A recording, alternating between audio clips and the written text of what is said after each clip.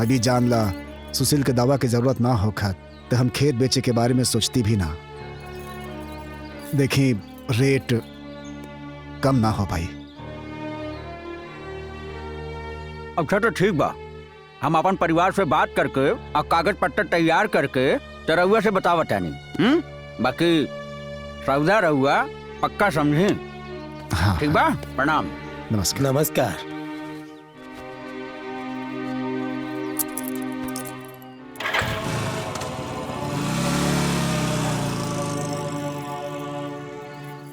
आमा जी, ई का खेत बेचे के बात होत रहल हा?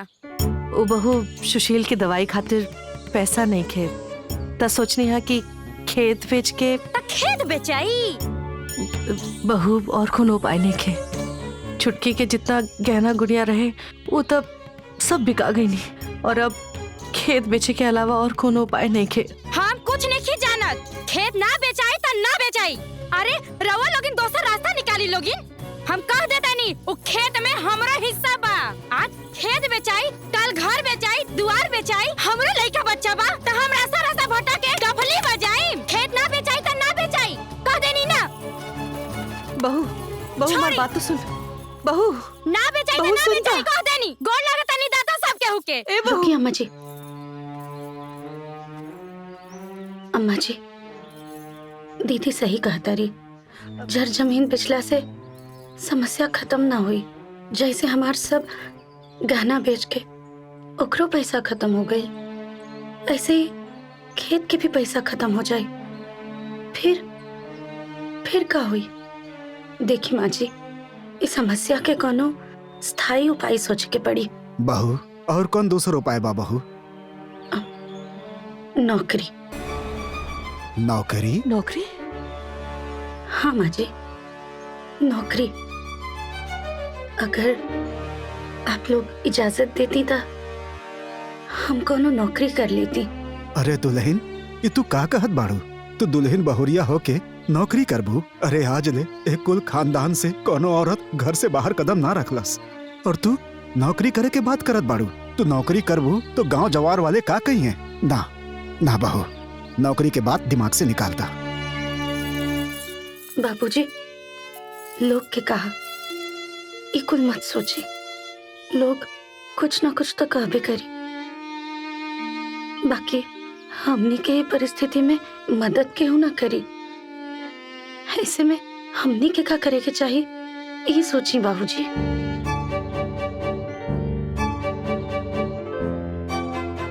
एक बार सोची, घर दुआर बेच के रोड पर होखला से बेहतर है कि नौकरी करे के। बाबूजी, हमके नौकरी करे के इजाजत दे दी।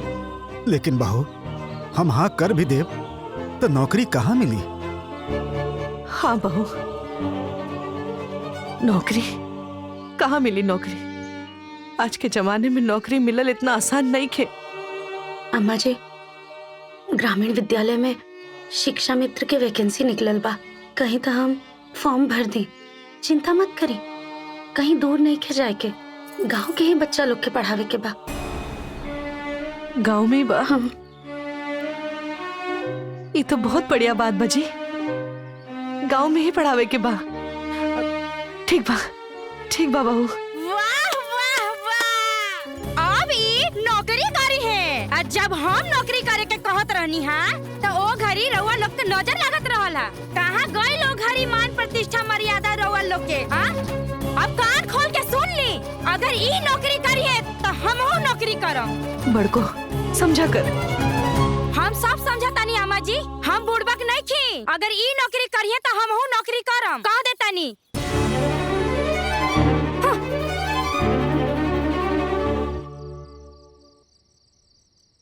का? हाँ जी, वो मास्टराइन बनी है। हम घर में रह करके चूल्हा चौका बेलन करम, बर्तन माजम। अरे हमहू पढ़ल लिखल बानी, हमहू पढ़ाएम।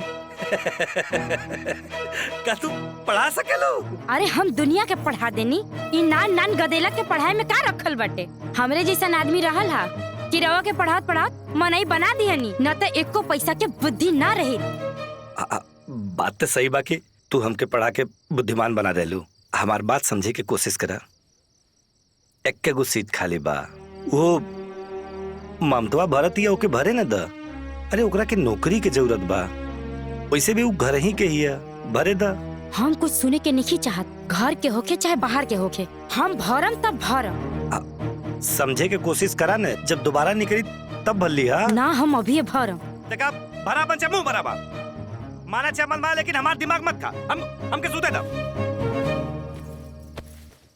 अरे पगला गेल बाड़ू का, तू मेहरारू होके नौकरी करबू? काहे ना कर सकीला, हमरा में का कमी बाटे? काल के आए जब गांव के पतो नौकरी कर सकेले तो हमरा में कौन कमी बा? हमहू पढ़ल लिखल बनी, हमहू भरब। पूरे गांव के लोग जब फार्म भरता तो हमरो भरी दी। हमहू पढ़ल लिखल बानी। पढ़े लिखले के मतलब ई नइखे होखेला कि कपारे पे चढ़ के नाचा। मेहरारू बाड़ू तो मेहरारू की तरह रहा। हंसी हंसावल जिन करावा। अरे गांव जवार के लोग का कही? पूरा गांव की औरत फार्म भरत बाटे तो केकरा पे हंसी और के का कही? हमहू भरब, हम भी फार्म भरब, हमहू भरब। तो हमहू फार्म भरब। तो जा भरा फार्म। जा महारानी जा, जा जाके फार्म भरा। हाँ भरब भरब भरब। बहुत बड़का तू आदमी बन जा, कलेक्टर बन जा, डीएम बन जा। भूल जाई घर के चूल्हा चौका मत करा। फार्म भरा तू, आयल हूँ बड़का तू फार्म भरे। अरे राउर सजल धजल खत्म होके तो चली। बस एक मिनट चला। बहू कहाँ जात बड़ू? हर घर टोकल जरूरी बका। जाते नहीं शिक्षा मित्र वाला फार्म भरे, टोक देनी। बहू देखा, छुटकी दुल्हन के ई नौकरी के ज्यादा जरूरत बा, ओकरा के भरा दा। तोहरा के देखा देखी गांव भर के और दुल्हन लोग भी जिद कर रहल बानी। अरे उसे का, सब कोई पढ़ल लिखल बा, केहू भी फार्म भर सकेला। एजा सब कोई अपना मर्जी के मालिक बा। तू मान जाइबू ना तो सब मान जाइब। अम्मा जी जाए दे, परेशान मत होके। सब केहू के अधिकार बा, सब केहू फॉर्म भर सकेला। जेकरा किस्मत में हुई ओकरा के नौकरी मिल जाए। एजा केकर कैसन किस्मत बानू सब दिखता। चली देखा, अरे हाथावा उखाड़ देबू का।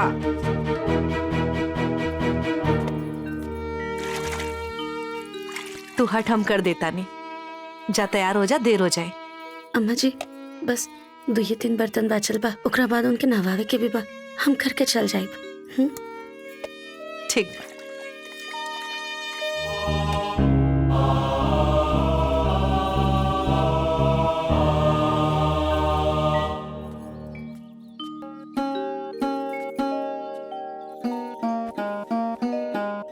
ए जी हम जाता नहीं शिक्षा मित्र के वैकेंसी खातिर फॉर्म भरे। आप प्रार्थना करब कि हमार चयन हो जाओ।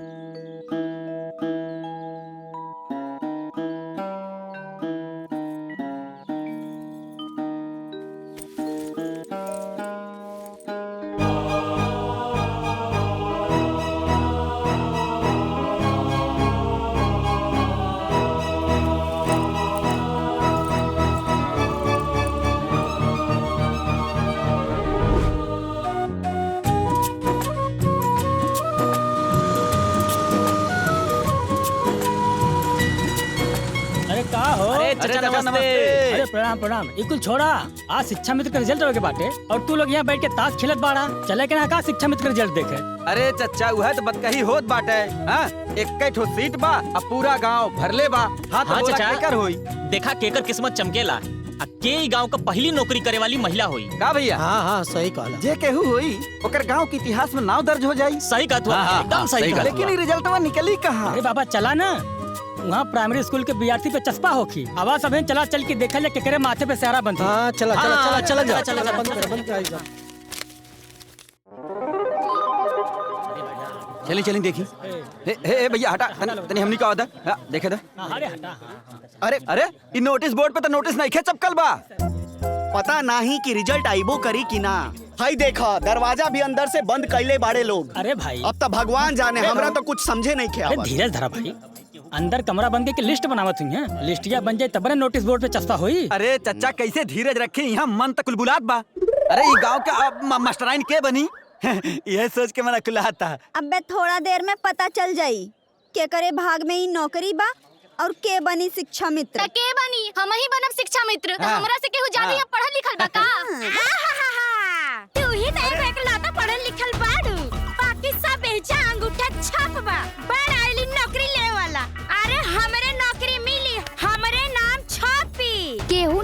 हम बने और केहू ना बने। अरे केहू ना बनी, हम बने हम। अरे चुप रहा, कैसे तू बनबू? हम बनब हम। केहू ना बनी, हम बनम हम। अरे चुप रहा, हम बनम हम। अरे चुप रहा, हम बनम हम। अरे चुप हो जा। अरे हम बनम।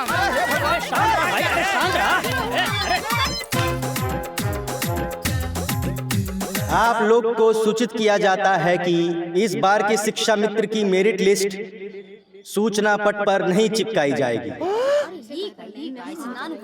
बल्कि कुछ समय बाद ही माइक से अनाउंस किया जाएगा। बस आधा घंटा में इस गांव के शिक्षा मित्र कौन होगी, ये नाम आपके सामने होगा। चला घर चला। चल चल। तब तक आप लोग एक गाना सुनिए और आनंद लीजिए। पढ़ लिख ले देवरानी जी, आज हम बड़ा खुश बनी जी। काम धाम हम करब, तू करबू पढ़ाई। जिकरा को ना दिक्कत होई उसे होई लड़ाई। ना बनै है खाना चूल्हे में आज बरी। ई का गावता? देवरानी हमर पढ़ के गनवा का भइल? गाना में का भइल? ई गावता कि देवरानी मास्टर बनिए? अरे जेठानी नु मास्टर बनिए? अरे भाग्यवान, ई गाना ह, चाहे देवरानी के गावे चाहे जेठानी के, बकिर मस्टराइन तू ही बनबू। देवरानी हमर पढ़ के मास्टरी करी है, सिवान वाली पढ़ के मास्टरी करी है। ए दुल्हन जी अब तू भी चला। जानता रू रिजल्ट अब भोपू से बतावल जाई। अच्छा। हाँ बहू, मेरिट लिस्ट अब बोर्ड पर ना चिपकावल जाई। ए दुल्हन गांव भर के सभी लोग चल गए, अब तू भी चला। हम तो ना जा पाई मम्मा जी। काहे? अरे इतना सारा काम बा, कपड़ा लत्ता कैला के बाद उनका के शौच भी करावे के बा, नवावे धुआवे के बा, ओकरा बाद खाना बना के खाना खिया के दवाई खियावे के बा, ओकरा बाद कुल कपड़ा छत पर पसारे के बा। बहुत काम बा अभी हमके। अरे बहू ना जाइबू तो पता कैसे चली? अरे बाबूजी, जेकर चयन हुई ओकरा खातिर अपॉइंटमेंट लेटर घर पर आ जाई, तब पता चल जाई हमके। अच्छा तो एक काम करता नहीं, हम चल जाते नहीं। हाँ? ए जी चली चली। हाँ चला चला। चली चली। अब आप लोगों ने गाने का आनंद खूब उठा लिया, तो ध्यान से आप लोग सुनिए कि आपको बता दें कि सुरहन गांव में एक शिक्षा मित्र सीट के लिए 25 लोगों ने आवेदन किया है, जिसकी मेरिट लिस्ट तैयार हो गई है, जिसमें सबसे हाईएस्ट मेरिट लिस्ट 98% है। आपको जानकर खुशी होगी कि 98% मेरिट है आपके गांव की ममता जी की, जिनको शिक्षा मित्र के लिए चयनित किया गया है।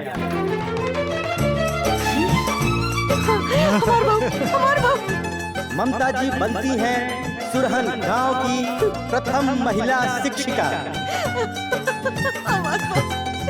चलो चलो चलो।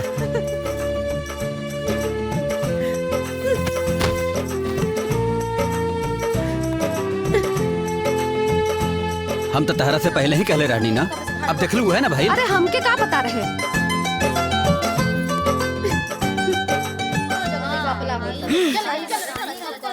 अरे छोड़ा। सुना, हाँ, हाँ, सही अरे कहा। सुना।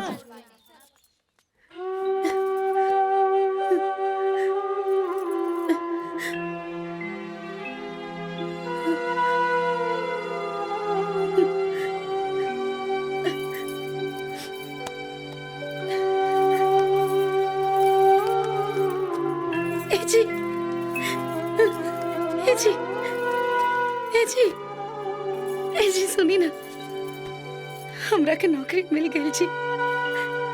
अब हमनी के कुल समस्या खत्म हो जाए। अब आपके दवा खातिर, इलाज खातिर हमनी के केहू के आगे हाथ न फैलावे के पड़ी।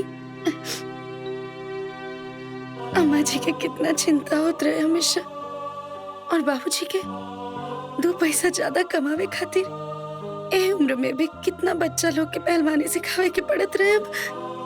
अब वो लोग के भी बोझ तनी कम हो जाए। हम बहुत खुश बानी जी।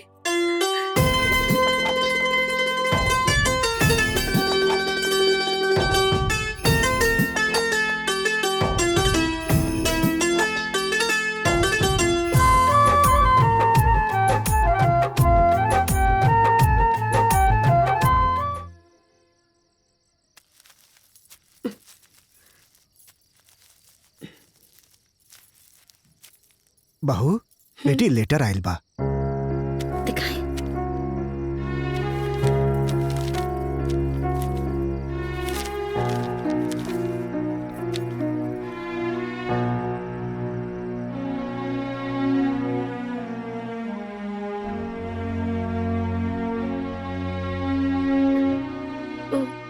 बाबूजी, परसों से हमार स्कूल में ज्वाइनिंग है, वही के लेटर आयल बा।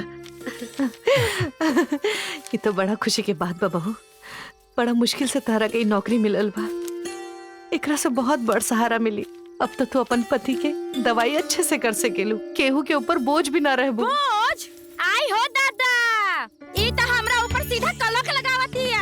नौकरी मिल गई तो साफे बदल गई। अरे हम कब बोझ समझनी हो? हम तो अपन परिवार समझ के अपन सारा जमा पूंजी कुल परिवार में लगा देहनी। हमरा के ये परिणाम मिलल। हे देवता, देखला घोर कलयुग आ गइल बा। ई तो हमरा साथे उहे भइल। जेकरा बंदे खातिर कइनी चोरी, उहे कहलस चोरवा। बाप रे बाप का जमाना आ गइल बा। ना दीदी, अम्मा जी के कहे के ऊ मतलब ना रहे। चुप, एकदम चुप। हम सब समझाता नी। नौकरी मिल गई तो तू हमरा के आजमाए के चाहता रू? अरे बहू, ऐसन बात नहीं खे, बात समझ। हम सब समझता नी बाबूजी। ई महारानी नौकरी करे जाई है, हम घर में झाड़ू पोछा बर्तन करम। हम नौकरानी हई।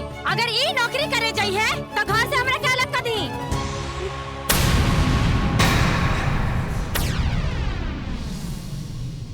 बहू पगला गेल बाड़ू। कुछ तो सोच समझ के बोला।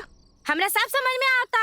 रवा लोग जो गिरगिट नियन रंग बदलते हैं सब समझ में आता। काहे इतना चिल्लात बाड़ू? का भइल? हम चिचियाता नी। अरे पूछी अपना माई बाबूजी से। चहेती बहू के नौकरी मिलते साथ ही रंग बदल गई और अलग होके के कहता लोग। और इतना दिन से सब कर हमारे सब पानी में मिल गई। चुप हो जा बहू, चुप हो जा। ए बेटा, हम बताओ तनी। तू चुप रहा भाई। अरे मगर ये लोग अलग होके कहत तो होके था। अब बनले बनिया बाजार थोड़ी न लगाला। ऐसा कोनो बात नहीं है बेटा, एकरा के गलत फहमी हो गई। हाँ, हम तो गलत पढ़ले बानी। रउआ लोग समझदार बानी ना, हमसे ना होई। हमरा के अलग कर दी लोगी। बहू बात के समझा, काहे बात के बतंगड़ बनावत बाड़ू? हमरा नहीं के समझा के बाबूजी, हमरा के अलग कर दी तो कर दी बस। ठीक तो कहती है बाबूजी। रोज रोज के नाटक नौटंकी हमरा नहीं के सुने के। ई नाटक नौटंकी सुन के हमार कान पक गेल बा।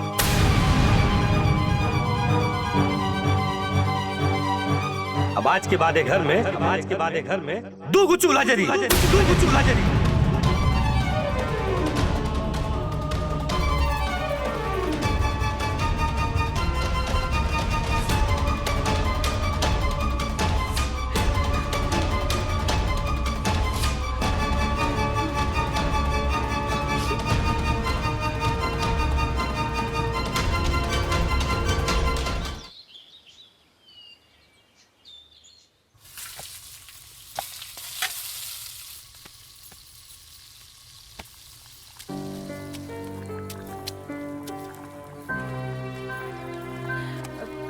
बहू ये क्या करता रू? छोड़ा ये सब। देखा बहू, आज स्कूल के पहला दिन बा, आज जल्दी जाए के बा और तू खुद लेट करता रू। अरे ना अम्मा जी, छोड़ी ना, आप काहे ला करब। और वैसे भी अब तो ये कुल काम रोज करे क्या, कब ले आपके ऊपर छोड़ के जाए।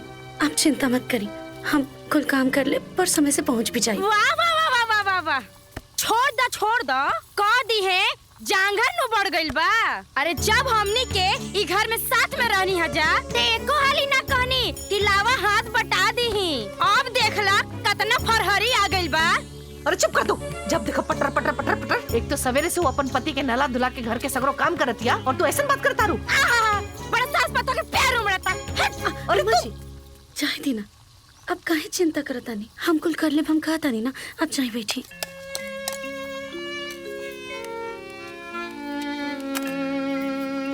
भगवान तो के हिम्मत दे।